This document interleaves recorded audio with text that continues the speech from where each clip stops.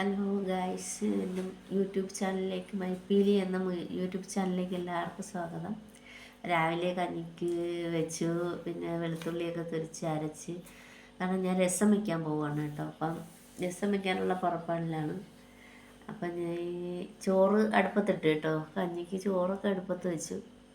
ഇനി രസം വയ്ക്കാൻ എണ്ണയൊക്കെ ഒഴിച്ചു, ഇനി കടുവൊക്കെ ഇട്ട് പൊട്ടിച്ച്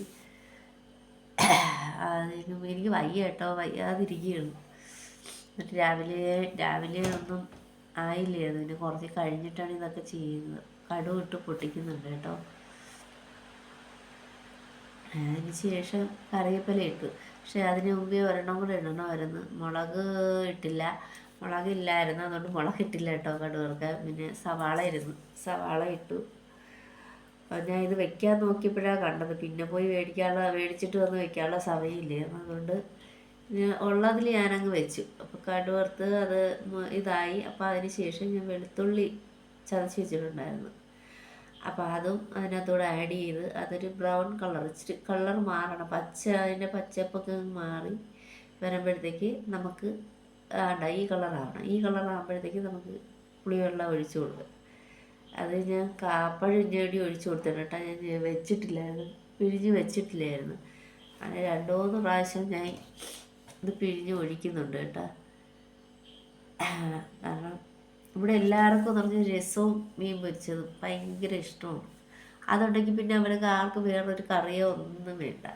അപ്പോൾ അതുകൊണ്ട് രസം വെച്ച് അപ്പോൾ വെള്ളമെല്ലാം കറക്റ്റായി. ഇനി അതിനകത്തെന്ന് വെച്ചാൽ കൂട്ടുകൾ ചേർക്കണം. എനിക്ക് വയ്യ, എന്നാലും ഒരുമാതിരിയൊക്കെ ഇരുന്ന് ഉപ്പാണ് ഇടുന്നത്. ഉപ്പിട്ടതിന് ശേഷം കായം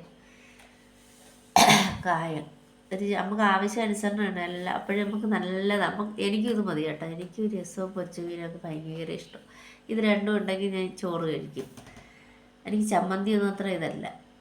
കായമാണ് കേട്ടോ അത് ഇടുന്നത്. കായം ഇട്ട് പിന്നെ അതിന് ശേഷം മഞ്ഞൾപ്പൊടി,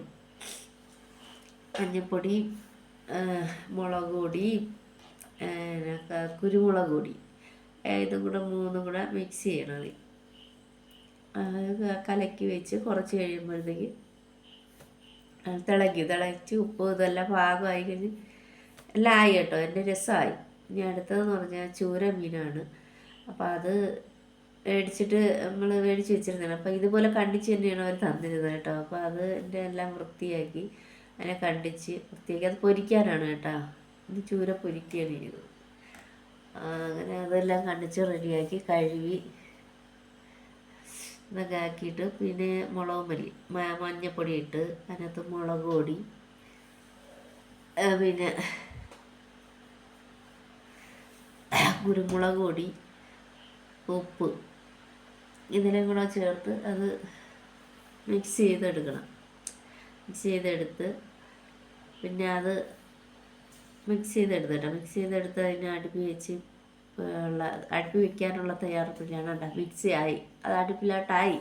അപ്പം ഇതിനകത്തെന്ന് പറഞ്ഞാൽ അതൊരു ചൂരയുടെ പാതി തലയാണ് കേട്ടോ. പകുതി തലയിൽ ഇന്നലെ കറി വെച്ചു കേട്ടോ. അപ്പം എൻ്റെ ചാനൽ സബ്സ്ക്രൈബ് ചെയ്യാനും ലൈക്ക് ചെയ്യാനും മറക്കരുത്. എല്ലാവരും കണ്ട വീഡിയോ ഇഷ്ടപ്പെട്ടെങ്കിൽ ലൈക്ക് കൊടുത്ത് കമൻറ്റ് ചെയ്യുക കേട്ടോ.